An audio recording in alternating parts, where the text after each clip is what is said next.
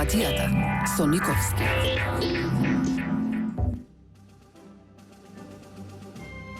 Почитуваме и добро вечер. Веќе е темница надвор и можеме слободно да кажеме добра вечер. Денешната емисија носи наслов Ахмети и одговори на Шекеринска. И сега нормално се прашате што значи тоа, што одговорил, што провоцирала таа и слично.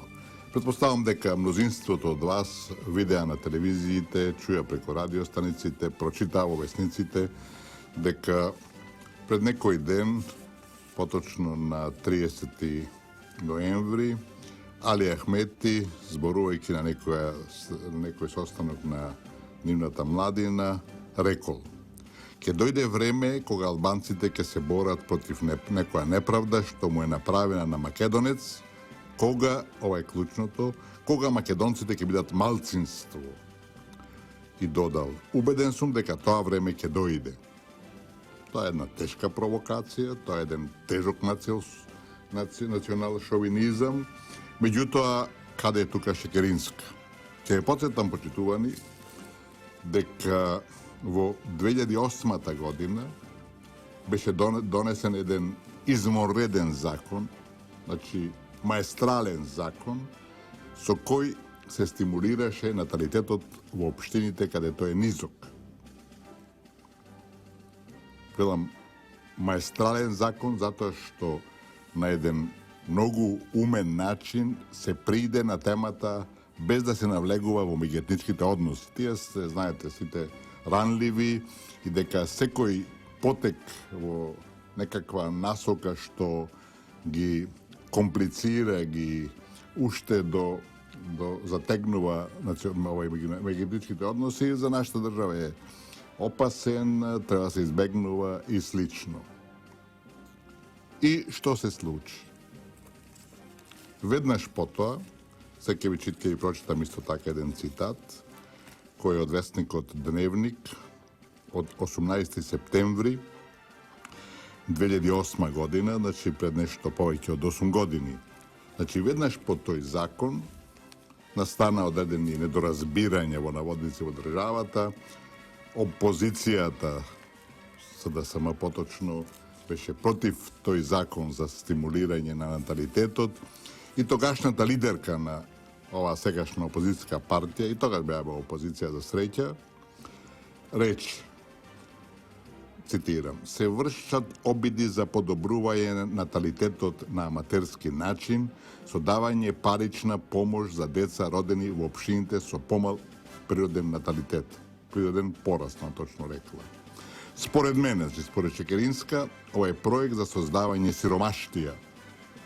Мој коментар, кај го открила тоа и во што го гледа опасно за сиромаштија, само таа знае и поарно што никој друг не знае, што ќе се смеат другите. За да продолжи.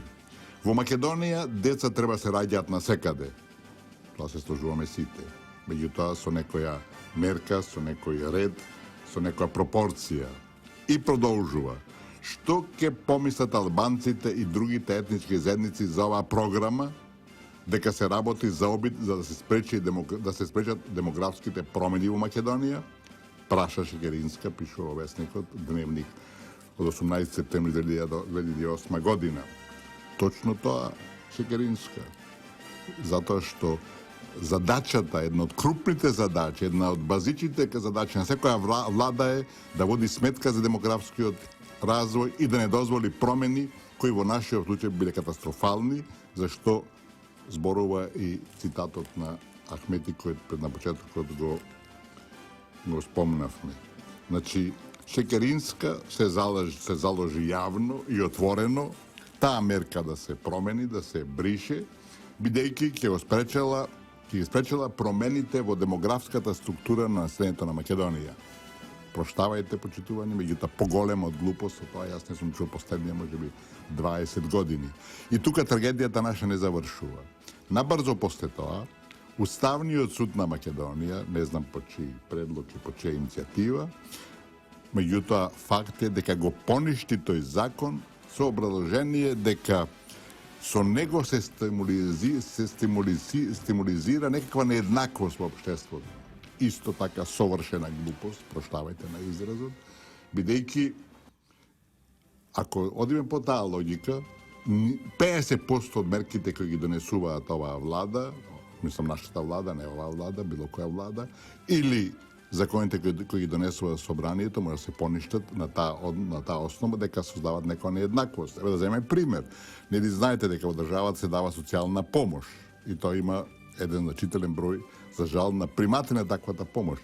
И тој закон со кој се регулира таа област вели за лицата кои примаат, не знам, по член на семејство помалку од 1000, 2000, 5000, не важно колку денари, му следува социјална помош.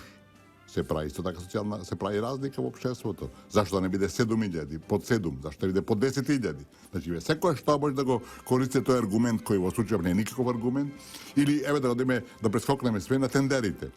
Кога се поголеми тендери, за хидроцентрала, например, или за некој поголем објект, се става во тендерот дека можат да конкурираат компании само кои имале, не знам, 150 милиони евра во последните 3 години.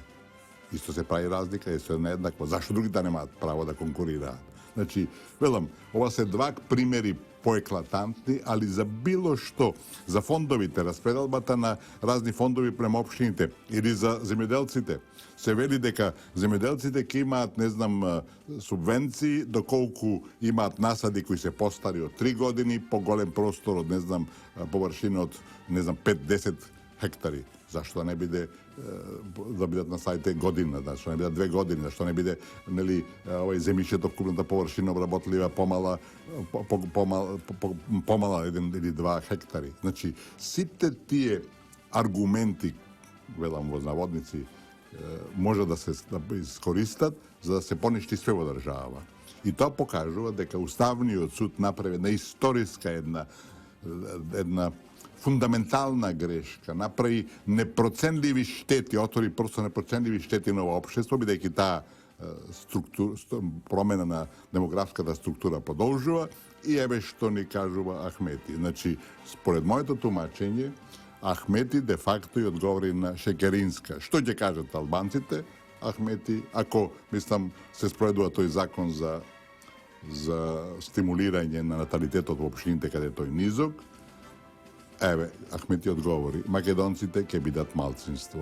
Ако сега е јасно на Шекеринска каква глупост направила, проштавајте повторно на изразот, бар ќе биде полесно и ќе биде некако лажно, да речам, залажување дека таа во иднина нема да ги прави таквите грешки на штета, на долгорочна штета на Македонија.